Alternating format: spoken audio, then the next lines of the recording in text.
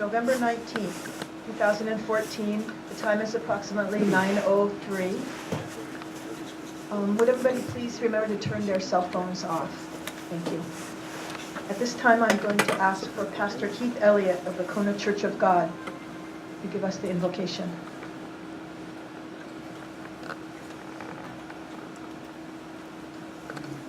I just invite everyone to join me in standing, and I always liked for us to join hands as a symbol of our unity and the hope that lies within us.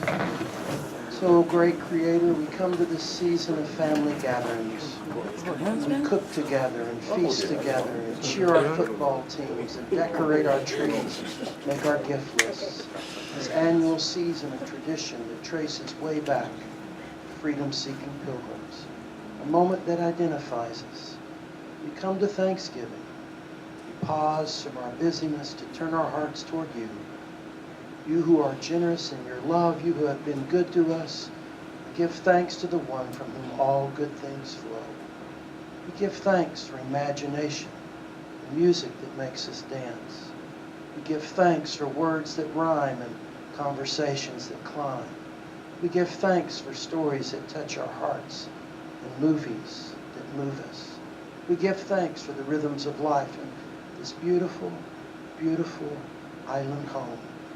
We give thanks for all the things that fill us with wonder, all of the modern machines and technology that our forefathers could only dream of. We give thanks for our leaders in this county council and gatherings such as this that allow us to process and seek solutions that bind us together. We give thanks for people that teach us and love us and reward us and nurture us and challenge us and inspire us. Humbly, sincerely, quietly, we pause to be thankful.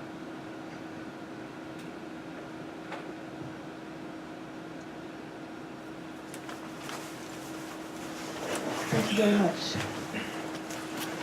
Madam Clerk, can you please... I'm sorry, let me just call the meeting to order. Okay. Madam Clerk, can you please read the roll? Ms. Ford? Mr. Lagan? Mr. Kanuha? Here. Mr. Kern? Mr. Onishi? Ms. Poindexter? Ms. Willie? Mr. Yamamoto? Here. Chair Eoff? Here. Chair Eoff, you have 7 members present. Thank you. Mr. Yoshimoto, would you lead us in the Pledge of Allegiance?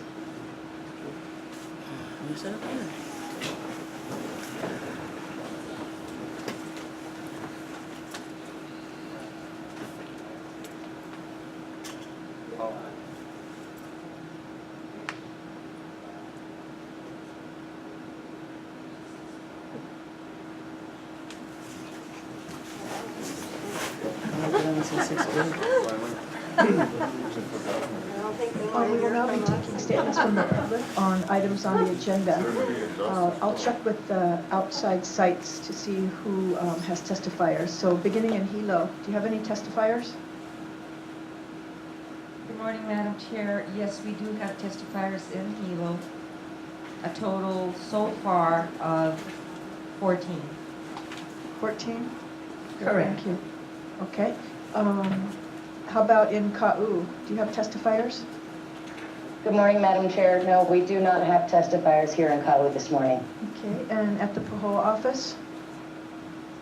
Good morning, Madam Chair. We do not have testifiers at this time. Thank you. Wainea? Good morning, Chair. We have 1 testifier this morning. Thank you. And in Kohala? Good morning, Chair. We do not have any testifiers for the council so far today. Thank you. And I have 2 testifiers here. So I'll ask Laura Guluzzi and Emily Frick to please come forward. And meanwhile, Nora, can you bring 2 testifiers up in Hilo as well? Yes. Greg?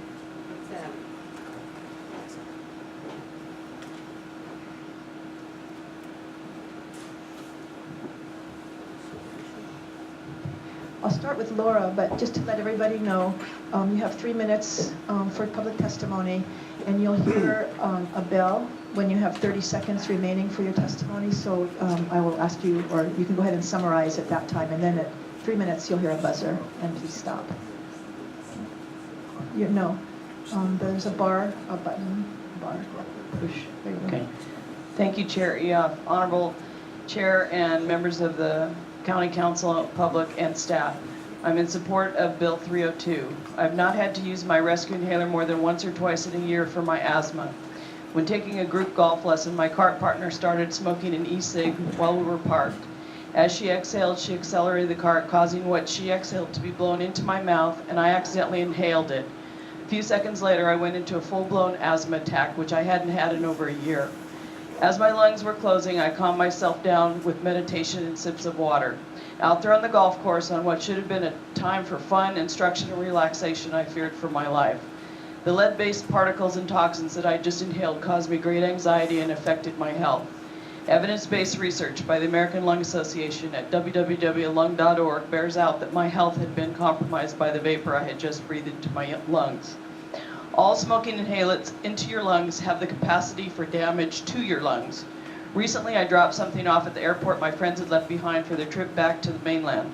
I parked the car and ran in and gave it to them. On my way back across the crosswalk, I saw a man at the end of the crosswalk smoking one of the large bong-like vaporizers. As I walked up to him, he exhaled pointedly across my path with a smirk on his face and his hippie beret tilted to the side. Remembering the 60s and my recent e-cig problem, I held my breath and ran through the end of the crosswalk to my car. I definitely smelled something. I had no idea what he was smoking. I was fearful. At our homeowners association Halloween party, I cringed as a man sat on the lawn blowing smoke out of his vaporizer with his wife accidentally inhaling it sitting next to him in the light breeze. My friend, a doctor, smoked e-cigs because he thought it was better than cigarettes, and his son modeled the same behavior after seeing his father. I pointed him to the health issues in research. I believe he's trying to quit the unhealthy toxins and lead he was putting into his system. Kids in parks will model the smoking scene there. There may even be meth in those vaporizers. We don't know what substances they're all inhaling. Our elderly are also mistakenly thinking that e-cigs and vaporizers are better than smoking. There is no longitudinal evidence that is true. The businesses promoting these products are building a case for future expensive hospital stays and disease. Why would we support that? Especially on an island that is erupting with lava and has other air quality issues. For the sake of public safety, we do not want to be known as the county that approves secondhand aerosol, damaging health, and even taking lives. There's no question we need to protect our family, friends, neighbors, and park goers from secondhand smoke and aerosol inhalants that will jeopardize our health, including the possibility of new cancers, diseases. Respectfully, you, council members, are too smart to be known as the people who approved a substance that will harm others. Please vote in favor of Bill 302, and mahalo for taking the best course of action for our health, safety, longevity, and quality of life. Thank you for your time. Go ahead, state your name and provide your testimony. Good morning, and thank you for allowing me to speak today. My name is Emily Fricky, and I Yeah. The light needs to shine. Can you hear me? Try again. Okay, good morning. My name is Emily Fricky, and thank you so much for allowing me to represent Child and Family Service and the domestic abuse shelters.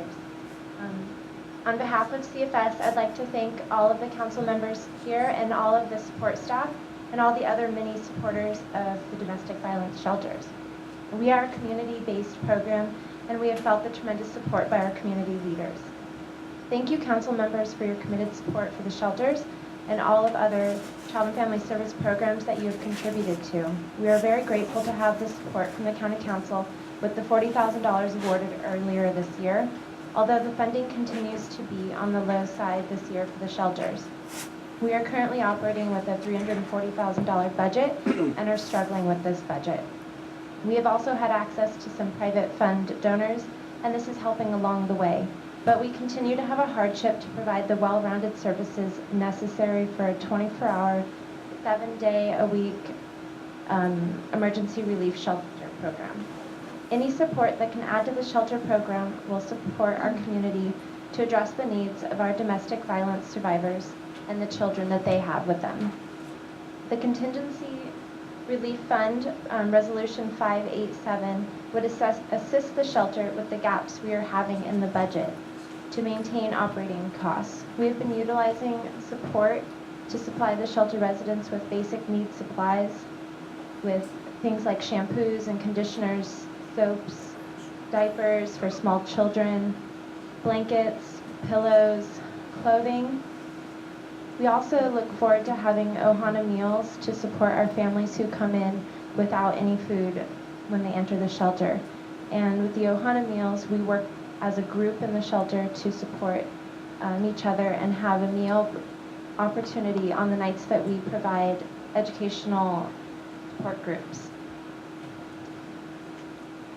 We also provide peer counseling and connections to the community for resources, for different service agencies, and we link our residents with all these supports to help them reach their goals. Please support Resolution 587 because it takes this community coming together to make the difference in all the lives we support through the shelter programs. Thank you. Thank you so much.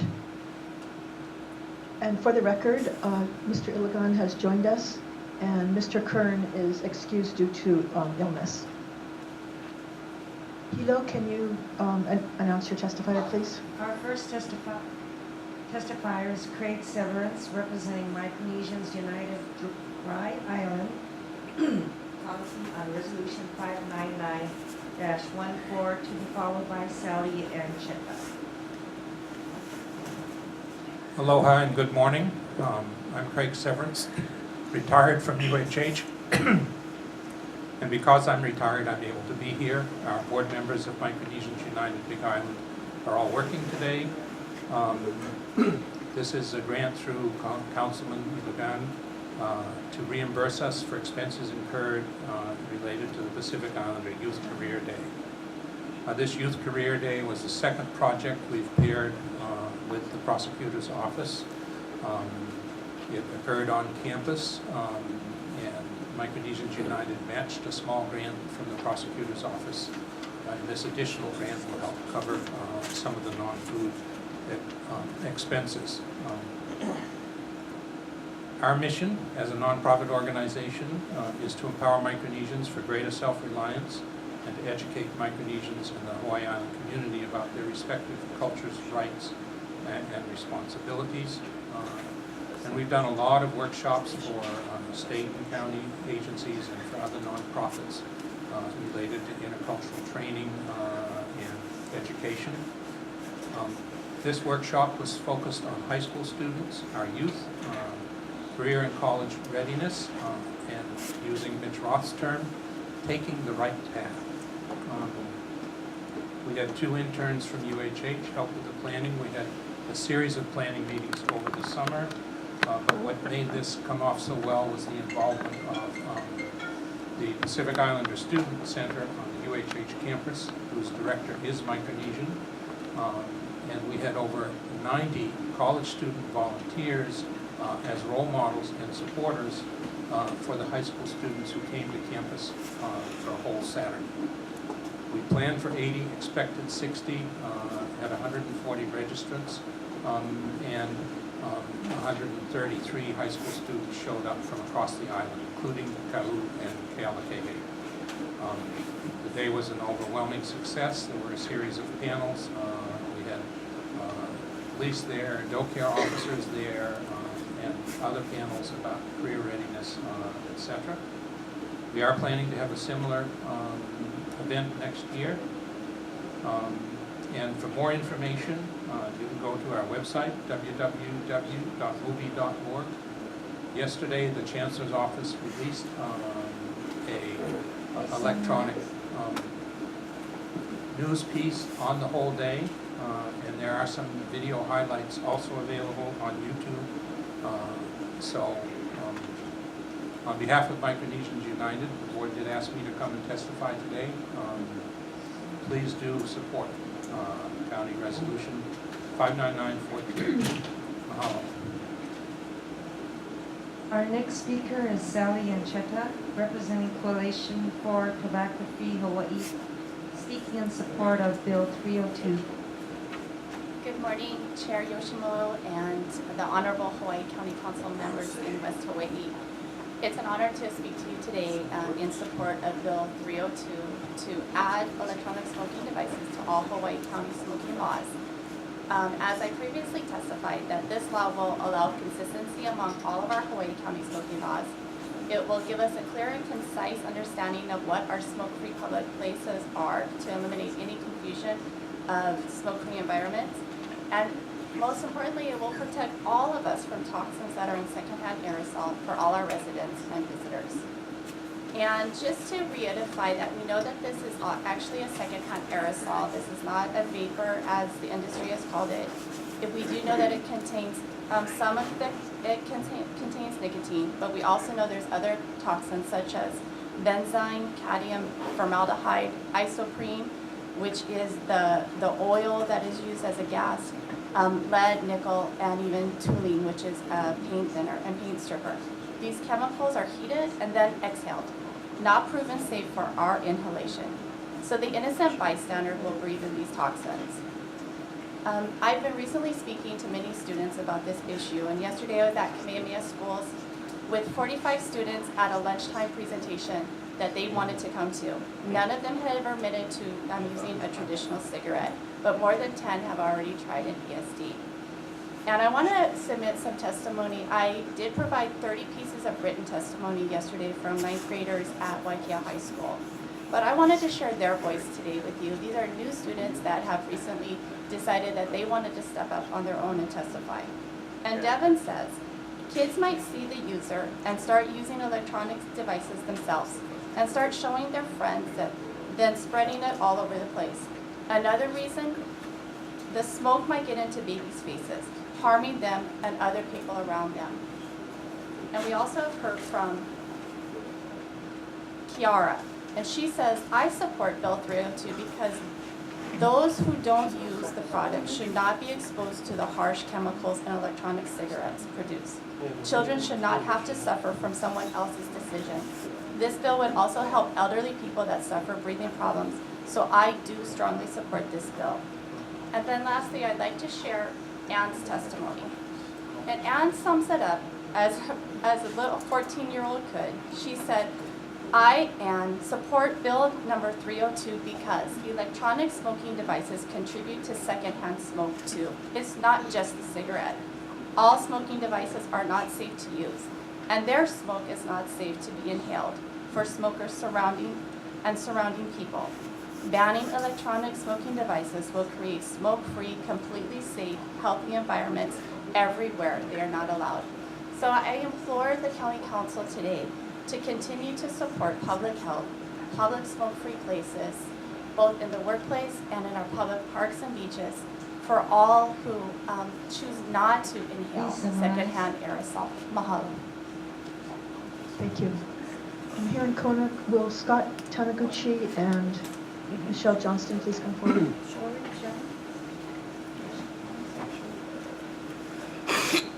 And Madam Chair, this is Mike from Pahoa. We did have one testifier come in, just to let you know.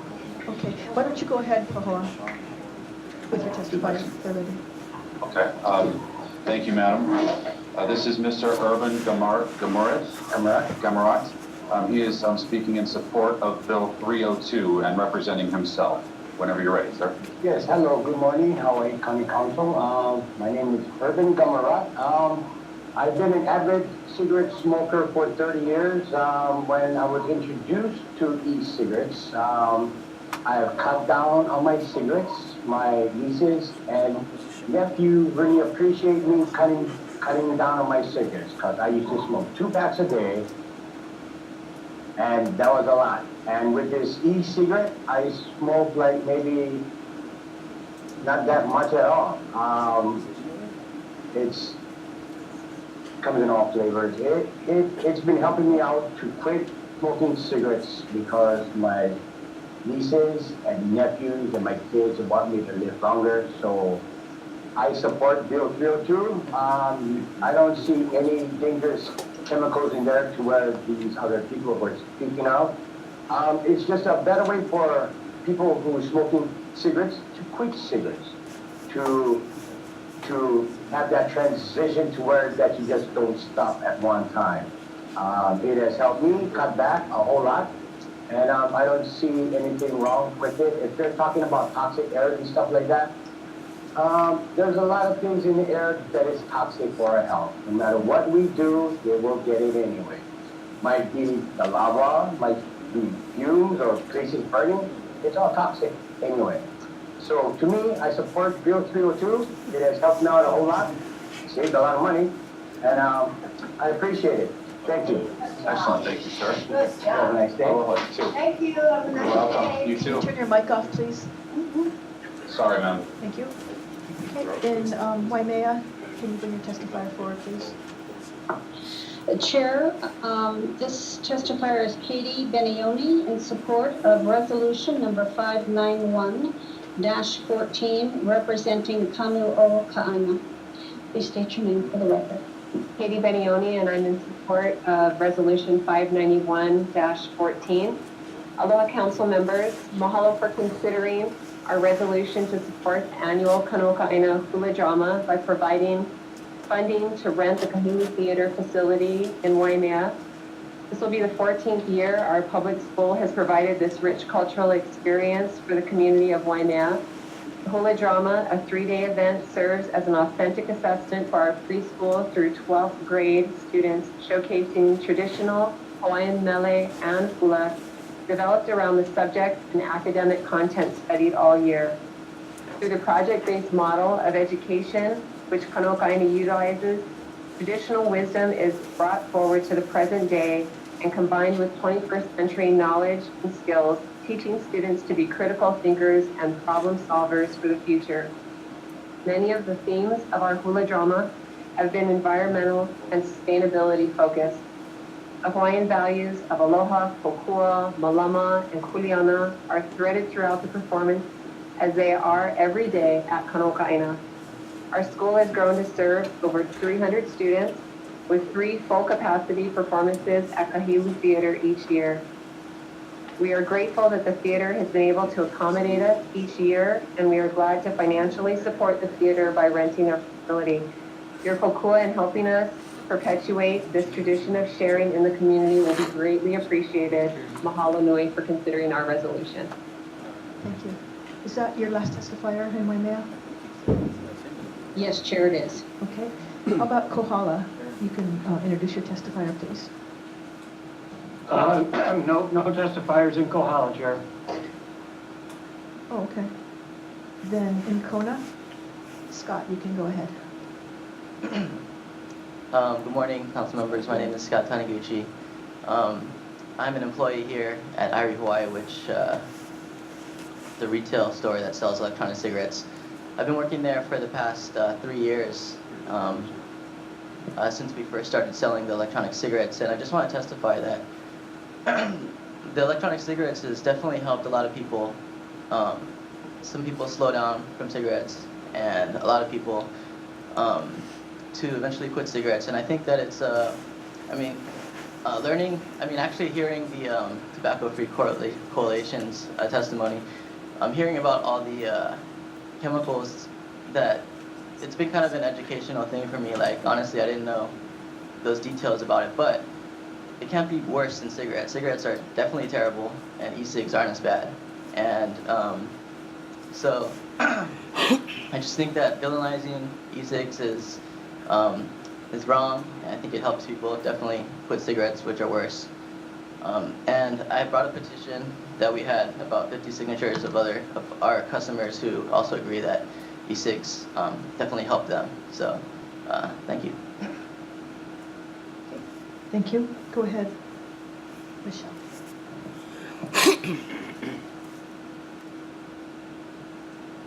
Good morning. Hello. Good morning. My name is Michelle Johnston. I'm the owner of Sub-Ohm Vapes LLC, which is also a vaporizer store. We do not sell any cigarettes or tobacco products in our store. So I read the bill 302 in its entirety. I've outlined it. Things that are in it I want to point out. Your exemptions in section 1422, you state specifically retail tobacco store. This exemption, as I read it, would not exempt my store because we are not a retail tobacco store. Something to consider. I can see that things were altered from an existing bill. So some things are not known about vaporizing, e-cigarette, electronic device, whatever you want to call it. Not all of the liquids contain nicotine, so they would not be from a tobacco-derived product. Okay? Other things. Many people have come and said, yes, I have been a 2-pack-a-day smoker. And once I've started vaping, the smell is gone away. I can smell better. I can taste better. My lungs are open. I can exercise. These are benefits of vaporizing. The unknown about vaporizing is what makes people afraid and they don't want it. Yes, some people are very rude and they don't have etiquette. They are blowing their vapor in others. But we need to educate as the vaporizer store to take care of that on our own. I had been a smoker since I was 17. I had quit several times. When I had my children, I quit, but I went back to it. It's a very easy, dirty habit to go back to. I've been vaporizing now only since January. My taste and smell have come back. I'm able to run around a lot with my children. I had been having bronchitis. I have very bad sinuses every time I had been sick. And I'd still try to smoke to the point where I had to take Advair and other drugs to help stop it. Didn't learn, went back to the smoking. Now that I have been vaporizing, I haven't even had a cold. I started it in January. Ever since then, have not had a cold. My niece is a kindergartner. She's been sick 5 times this year already. Didn't catch their sickness. Our children, we teach them about the vaporizing. This is not for you. You're a child. This is an adult choice. I believe that with this bill, some things, yes, we have to follow. Other things have to be looked at and changed. Not everything in this is correct and okay. Thank you. Nora, 2 more testifiers, please. Our next speaker is Corey Harden, speaking in opposition to Bill 194, Draft 2. Good morning, council members. Corey Harden speaking for myself against Bill 194, which proposes cutting off water for non-payment of sewer bills. I hope you'll oppose this bill or at least add some safeguards. The water department told me that last year for unpaid water bills, not sewer bills, 252 people had their water cut off. And so far this year, it's 212 people had water cut off. But the water department said that about 30% of those cutoffs were because of unoccupied or vacated premises. So if you crunch the numbers, that's about 1 occupied home every other day on our island having their water cut off, even without this Bill 194. So before acting on this bill, I hope council will find out with the water cut off for water non-payment, how many people end up paying their bills and having their water restored? How long do people end up going without water? And how does it affect them? Does it affect their health? Does Child Protective Services come around and say you don't have water, it's a problem? So please, hope you can look into those questions. I suggested maybe just reducing water pressure instead of complete cutoff, but the water department says that is not possible. It's on or off. Maybe there's other consequences less drastic than a cutoff. If you pass this bill, please at least require that the sewer bills have a prominent notice that water could be shut off for non-payment, that there's several warnings of possible cutoff, and that the Department of Environmental Management does a monthly written report to the Environmental Management Commission about numbers of people cut off, numbers of people notified of imminent cutoff, number that pay after getting a cutoff notice, and numbers that say they cannot pay. I hope you'll balance the need for the county to collect money against the impacts of water cutoff for vulnerable people. Mahalo. Our next speaker is Corey Chun, representing American Cancer Society Cancer Action Network, speaking in support of Bill 302. Aloha Council members, Chair, Vice Chair. My name is Corey Chun, here on behalf of the American Cancer Society Cancer Action Network.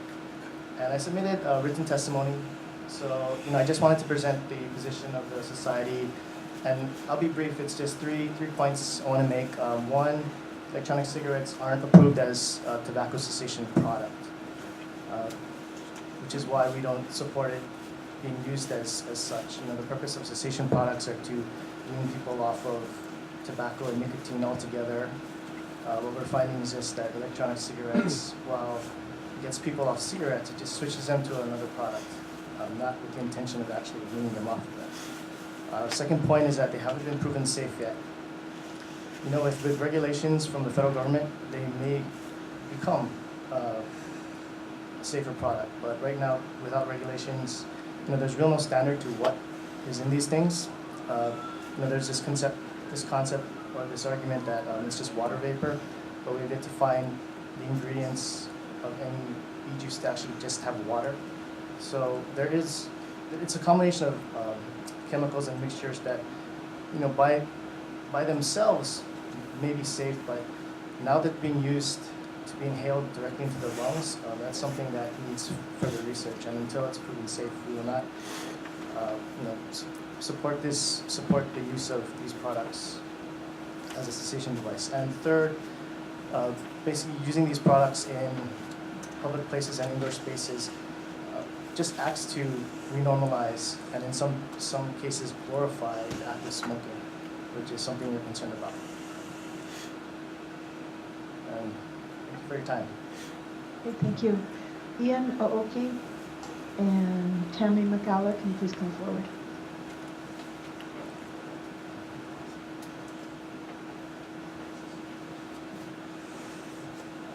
Ian, make sure the green light is on the mic and you can begin. Do you see it? Yes. Good morning, council members. I'm here in opposition of Bill 302. Basically, there's a lot of things that have gone unaddressed. The fact everybody's coming to the table with these claims of all these chemicals in e-juice, and I don't see any proof. I have not seen any studies done. I know my brother makes e-juice. His ingredients list are basically polypropylene glycol, vegetable glycerin, and flavoring, which is extracted from whatever flavor. If it's mango, it's extracted from the mango fruit. There are no lead-based chemicals. Polypropylene glycol is found in everything in our everyday use, from deodorant to hairspray. You speak of it on aerosol as if it's an aerosol, and I somewhat agree. But then you need to look at regulating things as such as suntan lotion, which is now in an aerosol spray form, which is commonly used at the beach. Hairspray, which is commonly used every day in Supercuts or every other salon that you go to. The people that are sitting in the waiting room are exposed to that as well. So are we going to ban that as well? As well as the fact my daughter just came down with slight signs of asthma, so she was put on a nebulizer. What is a nebulizer doing? It gives her vapor. So is my daughter now banned from using her nebulizer, which helps her breathe? I've got a study here from Clarkson University, Center for Air Resources, Science and Engineering, and they say basically that in doing a comparison between cigarettes and electronic cigarettes on indoor use, so not even on outdoor use, that study indicates no apparent risk to human health from e-cigarette emissions based on compounds analyzed. If you want to, you can gladly look at this and read it word for word. I urge you to. I think that there needs to be a lot more education done on what is being banned and a little bit more refined as far as exactly pinpointing what we're doing. Thank you very much. Thank you. Tammy?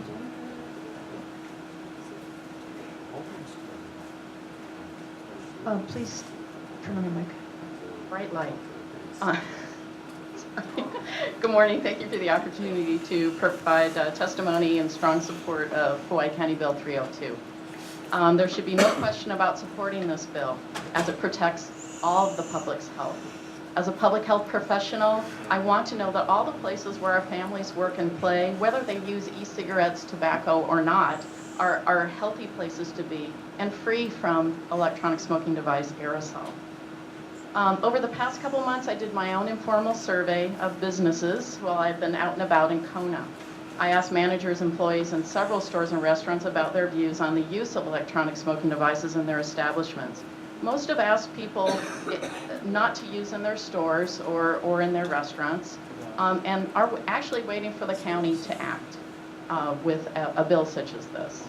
Others see electronic smoking device use as smoking and think that it's already part of the smoke-free ordinances, while some, including KTA and Costco, have posted signs within their businesses. And I do have a little bit of information on that of the stores that I went and surveyed. It's the Great American Smokeout tomorrow. Just to let you know, that's one of those great things here in November that we do focus on, and I'm all for quitting tobacco and the use of nicotine. But you know, according to the Office of Smoking and Health at the CDC, as well as several of the quit lines throughout the U.S., it can take up to 11 or more attempts to actually have a successful quit. And that's because the nicotine is so addicting. And I know you know that nicotine is even more addicting than heroin. So it's really, really tough to get off that. And some people are never able to quit, and most die from that addiction, including my dad, who I miss every day. My mother is still hopelessly addicted to nicotine. Using electronic smoking device is a person's choice, yet they have not been regulated for any therapy or any other use. This bill is focusing on all the health of the public. That secondhand exposure of the aerosol of the things that we do know, like the metal particles that are found in that aerosol that can be lodged deeply into people's lungs, creating an environment for disease like cancer. We don't need to repeat the disease crisis that tobacco has already created. How can we put people in harm's way when we have the opportunity to prevent it? We have enough scientific evidence. It's rolling in like crazy every day. And we have enough of that evidence to make an intelligent decision to protect our public's health by prohibiting the use of electronic smoking devices in all work and public places. There should be no dispute to include ESD into all our existing smoke-free laws. I urge you to please pass this measure. Thank you. Thank you. I'm going to go back to Hilo now. Nora, do you have two more testifiers? Yes. Our next testifier is Marcia May, speaking in support of two items, Resolution 604-14 and 606-14. Aloha kakahiaka. My name is Marcia May and I'm from District 5. Kudos to Zendo Kern for his concern with the youth of Puna, especially at this time. I wish to express my thanks for Bill 604-14 to bring them nutrition and 606-14 to help in their physical development. Mahalo to all of you for working for the people and for coming to work today. Mahalo keakua, aloha pohihami.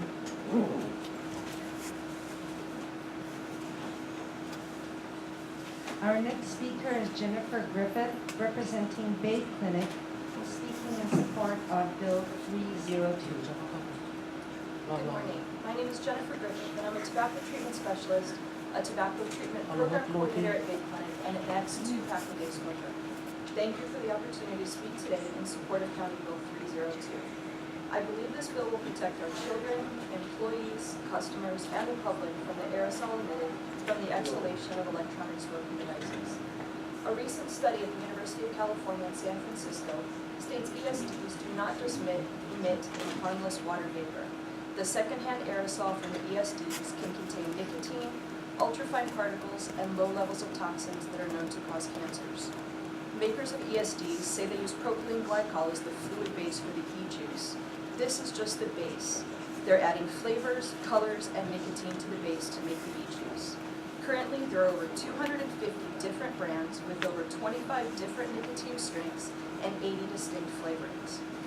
Propylene glycol is used in fog machines, which are used in theater productions, clubs, and bars. In August 1990, the National Institute for Occupational Safety and Health said when compared to actors from non-smoke production, actors from productions utilizing theatrical smoke reported experiencing significantly greater prevalence of nasal, respiratory, and mucous membrane systems. The propylene glycol is heated in fog machines and ESDs, not in medicinal use. Earlier this month, the North American Quitline Consortia, which our Hawaii Tobacco Quitline belongs to, released a report on cessation treatment in electronic cigarettes. In this report, a study of 159 samples from 36 manufacturers found diacetyl in over 40% of the samples. Diacetyl is an organic compound associated with respiratory disease, and they found it in mostly the sweet flavored electronic cigarettes at higher levels than deemed safe for the exposure. Higher levels than deemed safe for exposure by the National Institute for Occupational Safety and Health. I was very proud this April when I attended the Break Free Alliance conference in Washington, D.C., when I stood next to the Acting Surgeon General, Dr. Boris Lushniak, when he congratulated Hawaii County on passing the Raise the Age bill last November. He's very proud of the work we are doing in Hawaii County to protect the public. This bill will continue that work. There are special concerns related to ESDs for our youth. From 2011 to 2012, the National Youth Tobacco Survey showed an approximate doubling in ever use of electronic cigarettes among students in grades 6 through 12. It went from 3.3% to 6.8%. Please summarize. In those middle school students, over 20% had never used a combustible cigarette, and in 2013, 263,000 youth who had never smoked a cigarette reported ever use of electronic cigarettes. One of my clients who was seeking cessation for herself said she bought electronic cigarettes for her school-age children for Christmas last year because she heard they are safe. Is this the legacy we want to give to our keiki? Thank you very much.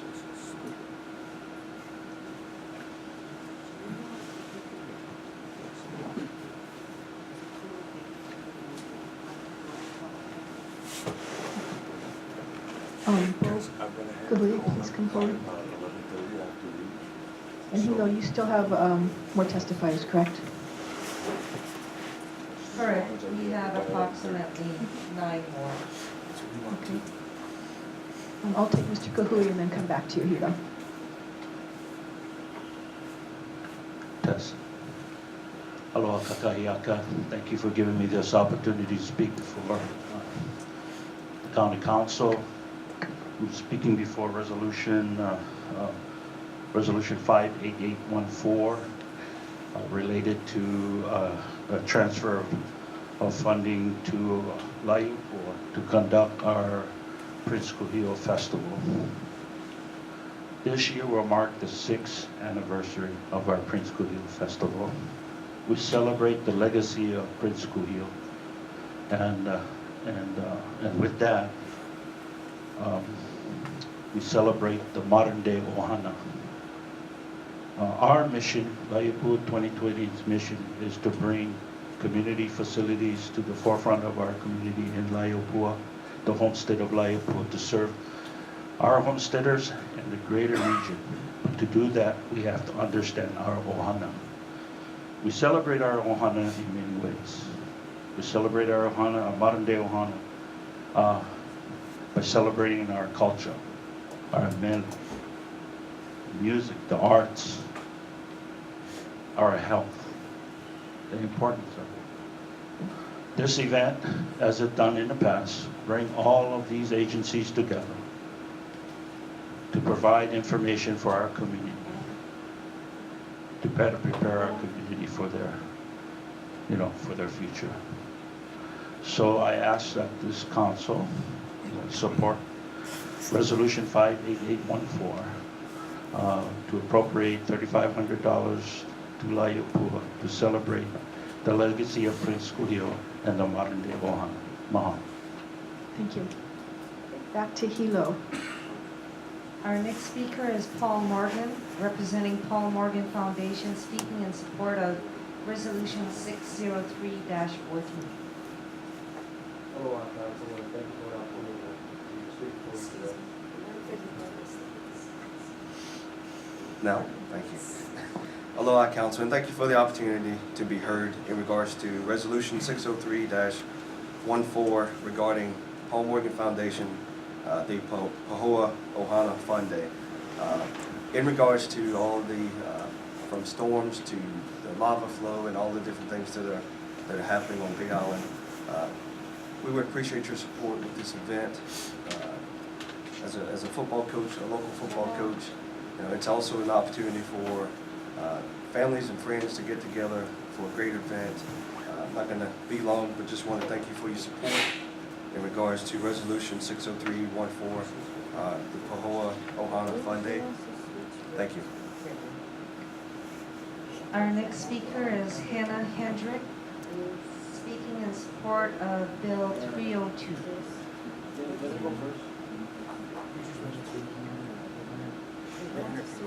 Aloha, my name is Hannah Hedrick, and I'm representing myself as a 50-year-plus tobacco-free advocate in support of Hawaii County Bill 302.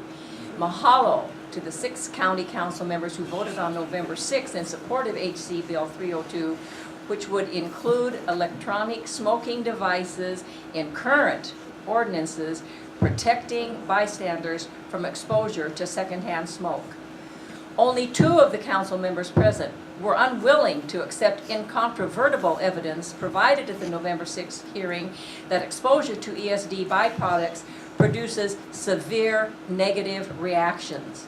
Members of the public, health professionals, representatives of healthcare facilities, educators, and staff and members of the county and state tobacco-free coalitions submitted written testimony, and many of them spoke at or attended the hearing. Testimony against HC Bill 302 was submitted primarily by one minority segment of the smoking population, ESD retailers and their customers. Among the inaccurate claims they made was that an unnamed Surgeon General of the U.S. Public Health Service opposed regulating use of ESDs in protected public places. And we just heard in a previous testifier that the current Surgeon General is very supportive of what we're doing here to protect people. I'm puzzled why testifiers who struggled so hard to switch to ESDs are so persistent in exposing youth to the seductive advertising for nicotine delivery products. Health threats and toxic ingredients are listed on ESD labeling, yet ESD retailers testify that ESDs should be allowed in public places where cigarettes, cigars, and other fume-producing nicotine products are currently prohibited. These retailers and producers would knowingly deprive people with chronic conditions and disabilities, including children with asthma, of the basic right of joining their families at the county fair, at outdoor athletic events, and in county recreational areas. In spite of personal stories about negative reactions to ESDs, the ESD retailers and their supporters lit up as soon as they stepped outside during the break, sending clouds of vapor across the closest exit. This disdain for the welfare of others was reported by testifiers. I believe that almost all Hawaii residents and visitors, non-smokers and smokers alike, want to be protected from ESD byproducts in areas where they, their family members, and friends are currently protected. Smoke-free areas are generally assumed to include ESDs. Respecting personal freedom and minority rights is inappropriate if it creates public health risks. Hawaii County has the nation's highest asthma infant mortality rate. ESD use in protected public places is separate from penalties for youth smokers. Discomfort from ESDs is not similar to discomfort about breastfeeding. Thank you. Nora, you can continue on with your next testifier, please. Our next testifier is Bruce Nagata, speaking in opposition to Bill 302. Bruce Nagata.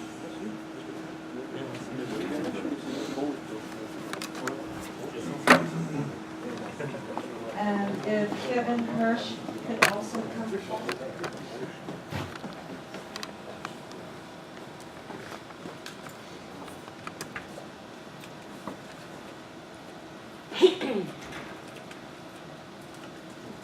Go ahead, sir.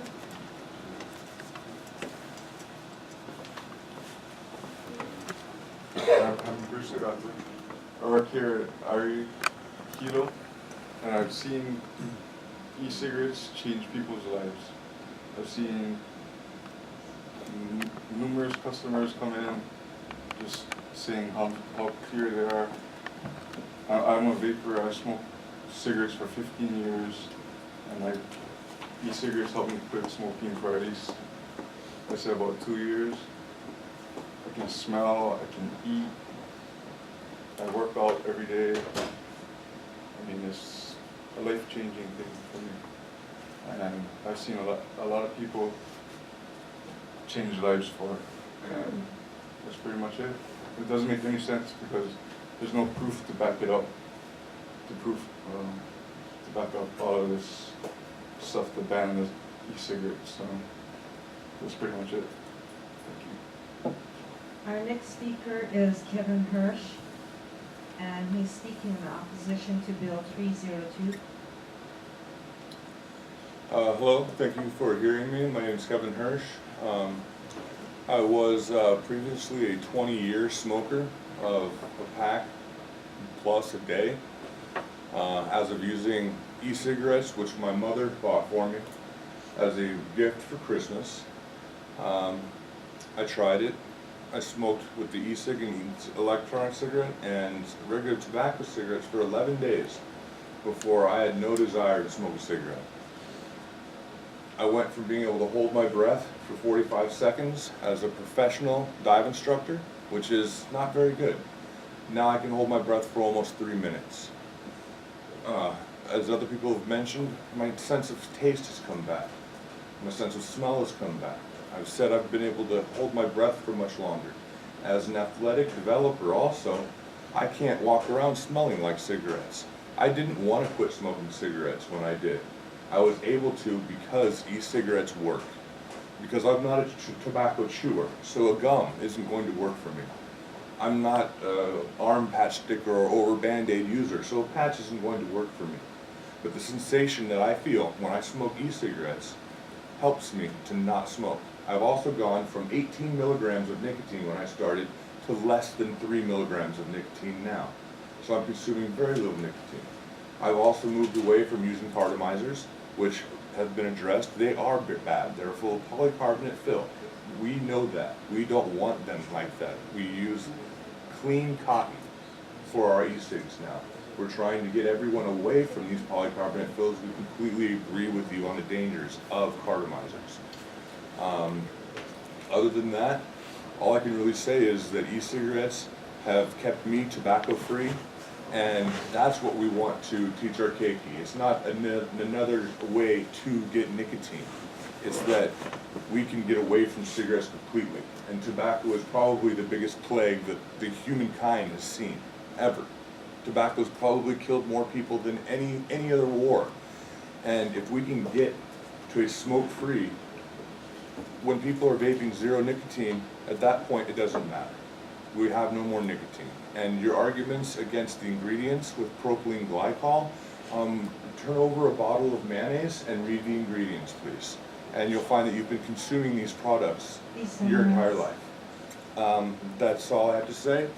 Thank you very much for hearing me again, and thank you.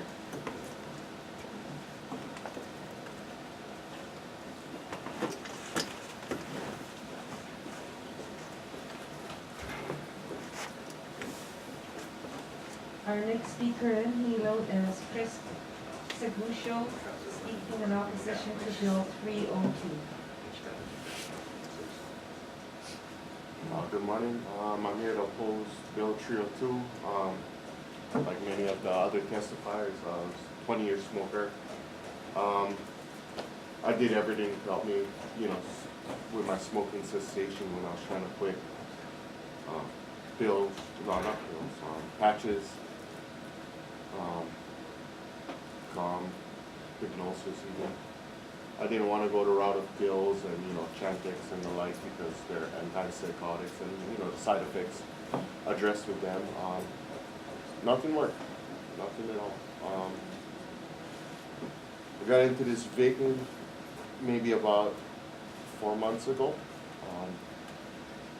And I was real skeptical about getting into it. I did my research, and within 4 days of vaping, I was completely off of cigarettes. Yeah, in summary, it helped me cessate, my smoking addiction, and it worked. I'm proof. Thank you for your time. Our next speaker is Jose Miranda, speaking in opposition to Bill 302. Aloha Council, thank you for listening to me today. My name is Jose Miranda, and I'm speaking in opposition of Bill 302.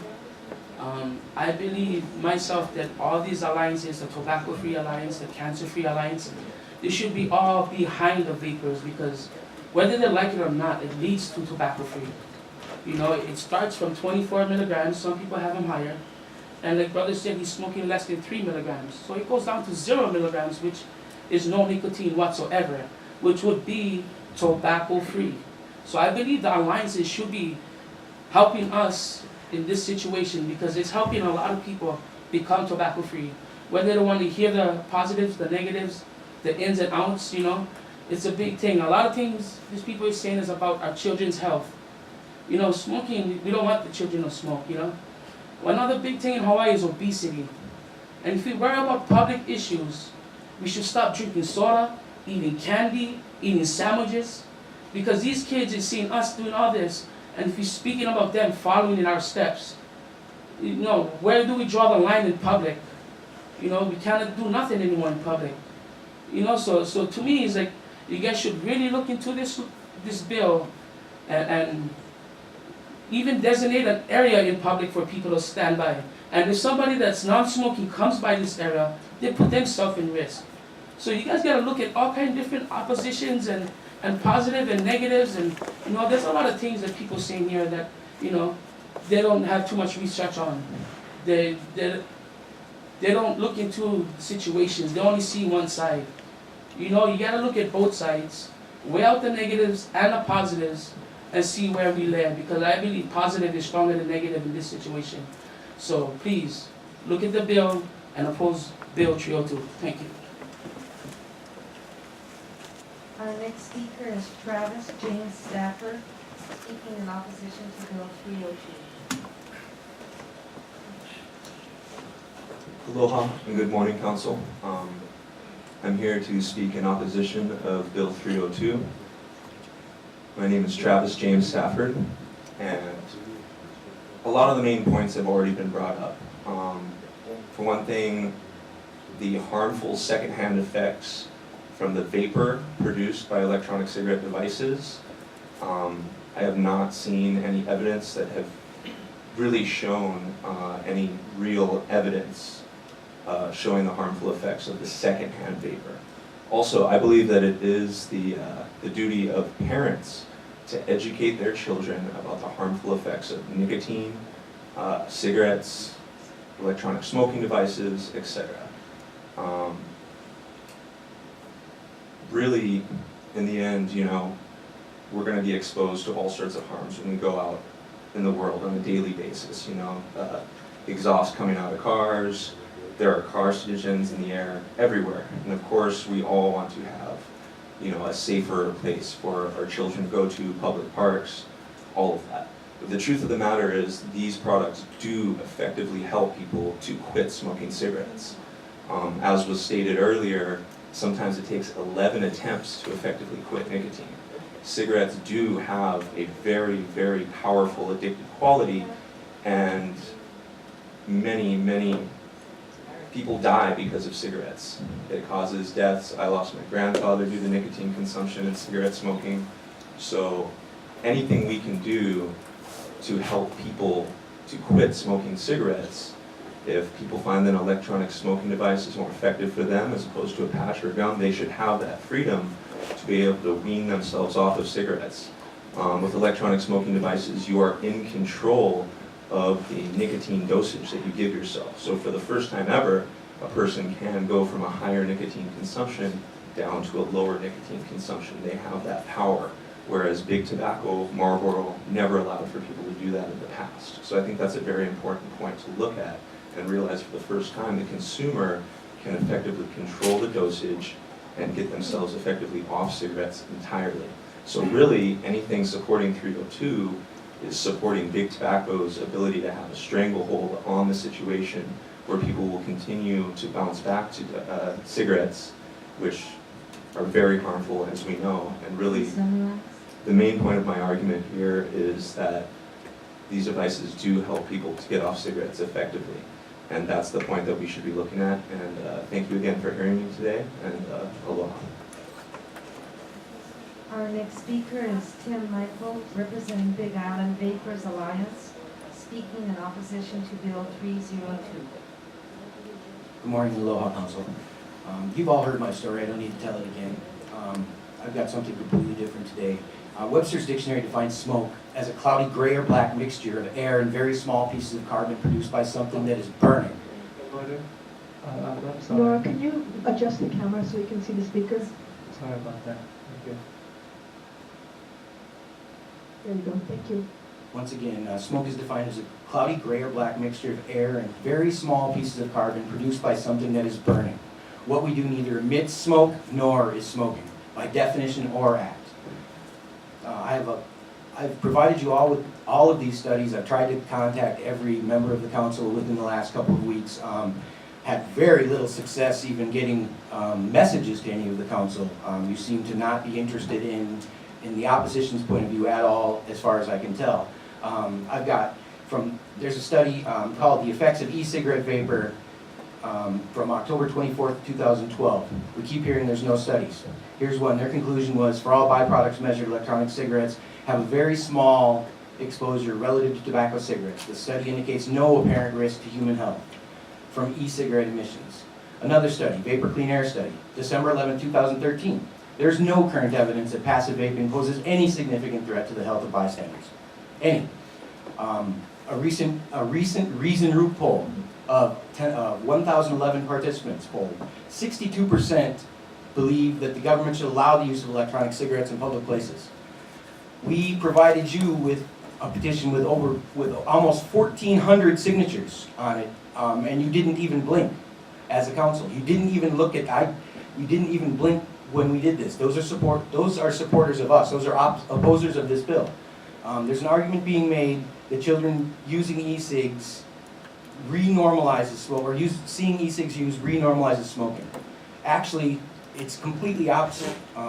Normalizing something different, a new technology, actually denormalizes the original act. So seeing someone smoke an e-cig is denormalizing smoking in itself. I keep hearing children starting. If there's children starting e-cigs, that's correct. If they weren't starting e-cigs, they'd be smoking cigarettes. At the same time that these children are picking up e-cigs, double the amount are quitting smoking. So twice the amount of people. Your goal isn't being accomplished with this law. You're stigmatizing e-cigs, you're turning people away from e-cigs, you're scaring them into not attempting to use an e-cig to even quit, which means that you're a detriment to public health, not helping public health at all. I urge you to legislate with facts, not feelings. Fact. Contrary to popular belief, there are plenty of studies on secondhand vapors, and all the conclusions are the same. Secondhand vapor poses no threat to others. Fact. Not a single vapor shop fits the exemptions in this bill. Not single vapor shop fits the exemption in this bill. Fact. Teens using e-cig is increasing at the level that is half of what are quitting traditional cigarettes. Including e-cigs in this bill it's wrong. It's a business decision. It's not your decision. If you want to ban it in county buildings, that's the way to go. If a business wants to ban it like a movie theater, they put up a sign, and people don't do it. As you noticed, we've been here 3 times and we have yet to vape in your council chambers, although there is no law telling us we couldn't. Thank you, sir. Our next speaker is Jason Yamada, speaking in opposition to Bill 302.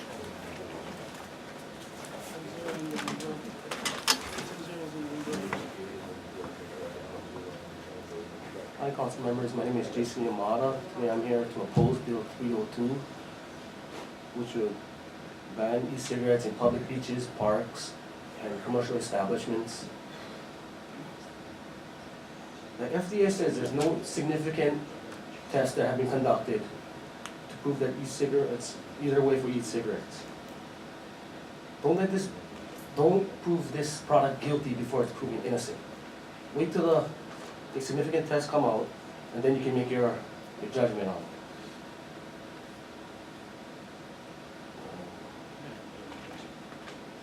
Another thing, Bill 302 will also prevent people from going to the beach, hanging out with friends and family. And on the Big Island, it's a big part of our lifestyle. Every weekend, families go down to the beach, hang out, just to socialize with others.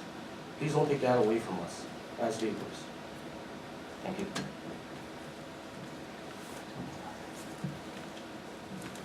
Our final two speakers. First here is Quincy Lewis, representing Big Island Vapers Alliance, speaking in opposition to Bill 302.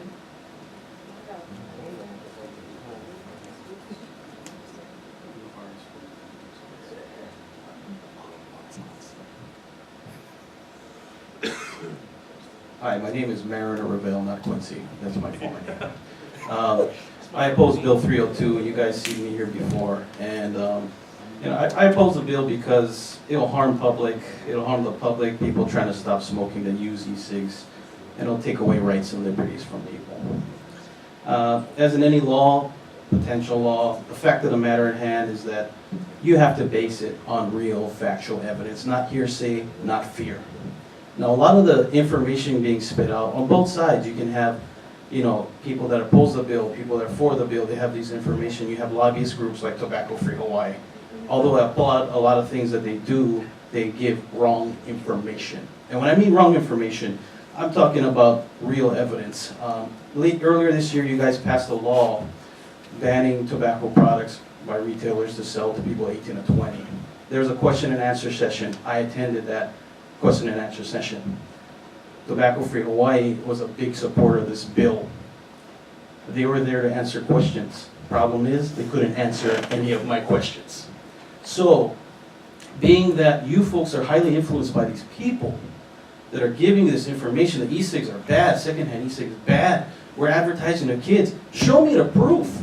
Show me the proof. What advertising have you seen with Mickey Mouse smoking an e-cig? What advertising is advertised towards children or aimed towards children? I asked them, why is electronic cigarette liquid containing no liquid banned from people 18 to 20 when we have people that are asthmatics, people that are diabetics that use this stuff? And they told me, their attorney said, because tests have been shown that non-nicotine liquid contains nicotine. I mean, that's crazy. You know, you can go to the store and buy a toy. Not all toys were banned. There were toys from China that had lead in them, but not every toy contains lead. It's crazy to just put everything into one ball and say, this is bad, this is bad. Give us proof, people. If you're going to be here, you're going to lobby. You guys are getting paid to be here. You guys, that's great. But show real evidence, please. And you're going to further harm people with this law for people that are trying to quit. I invited every single county council member by email to come down to the shop, come talk to us, come learn about e-cigs, get a real education on e-cigs on a consumer standpoint, and ask the people that are being affected by this bill, how does this help you? What benefits does this work? Have you got? Please summarize. None of you have contacted me besides Mr. Onishi and Mr. Ilagan. I'm very disappointed with Mr. Kanuha also. I called him, the guy that made the bill, never had the decency to even call me back. You guys are here to support the people. Please support us, and please do proper research before you pass anything. Thank you very much. Okay, our next speaker is Quincy Lewis, representing Big Island Vapers Alliance, speaking in opposition to 302. And then our final speaker will be Jerry Wong. Okay.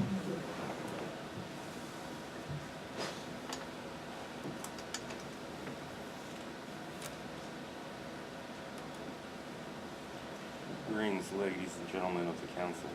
Is this working? Yes. Okay. Greetings, ladies and gentlemen of the council. I strongly oppose Bill 302. The simple fact that lobbyists use minors who are not of age to vote to go against your law-abiding constituents, to pull at your heartstrings and influence the decision makers in matters that they are not versed in, who are convinced the FDA is on your side. The reports from various health officials show that electronic cigarettes are indeed a harm reduction tool. If you were to place such faith into the FDA, you will continue to poison your children with their vaccines which use mercury as the main preservative in every vaccine given to your children. Lead has been mentioned more times than I could really care for.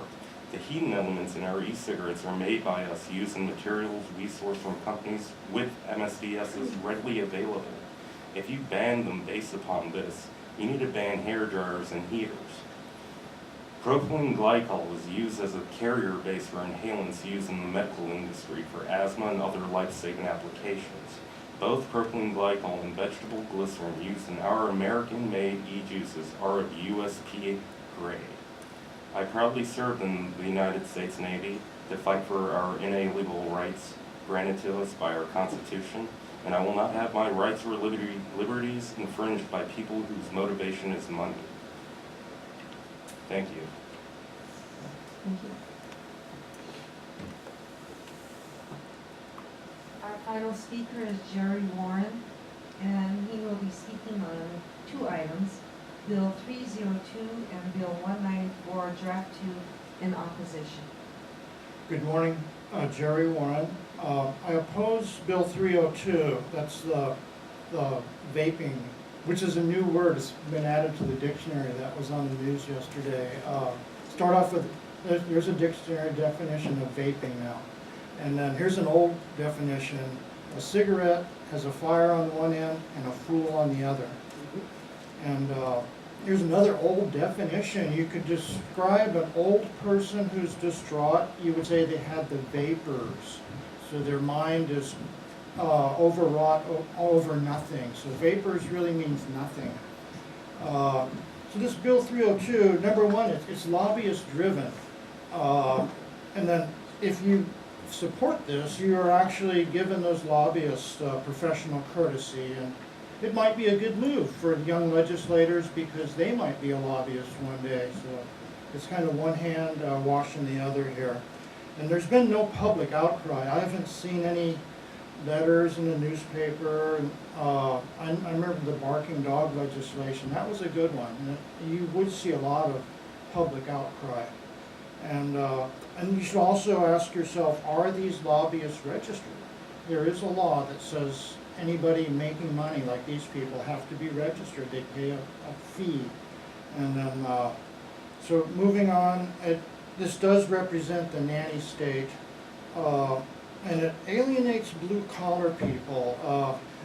My first job, I had to wear a bandana to protect myself from fiberglass particles. And later on in the 60s, we used dust masks in the surfboard business. And I went into the industry, and then I had to wear a dust mask also. And I had to collect the material safety data sheets. And everything that we ran in that factory was carcinogenic. But people, we just breathed it, nobody died that I know of. And and here it is, allergic people can protect themselves. In the old days, if you were offended by body odor, you'd hold a handkerchief over your nose. And now the nanny state protects the victims. So again, your blue-collar workers are the criminals, and then the allergic people are the victims, right? So the tables have switched. And finally, I can see that legislators are less concerned about water rights and more concerned about vapors. So that's it for 302. Now, 194, that's the reason I really came here. That would shut off people's water who haven't paid their sewer bill. And I did look up HRS codes, and I hope that our council members did too. And the spirit of the law protects the people. However, if you try to read through the law, the only letter of the law will protect Native Hawaiians. And I guess we can make a connection with the 14th Amendment, which gives equal protection to all U.S. citizens, but it's going to be a hard one to prove in court that we have a right to our water meter. And then thanks again for allowing me to talk about the sewer project in Naalehu. If you ever came to a meeting there, you would see that the ballpark entrance has been blocked off with bushes and barbed wire. And that was because of a boondoggle that DEM made over the sewer project. It was a very angry landlord took it upon himself to just punish us. And then as far as, again, meetings in Naalehu, the CDP is just, you have some really good professional retired people who are willing to pitch in there, and they just are frustrated and they left. And then the same director of planning is now the director of environmental management. So, and finally, I did talk with the water department. Very nice people there. Those are our knights in shining armor. And they did listen to me, and then hopefully they will be here today and just to tell the public what's going to happen. Like if somebody's landlord doesn't pay the sewer bill, is that renter going to be shut off? So that's it, and mahalo. Thank you. Are there any other testifiers in any of the locations still wishing to testify? Seeing and hearing that there are none, I'm going to close the statements from the public at this time and take a 10-minute recess. And then we'll come back at 10:30. Thank you.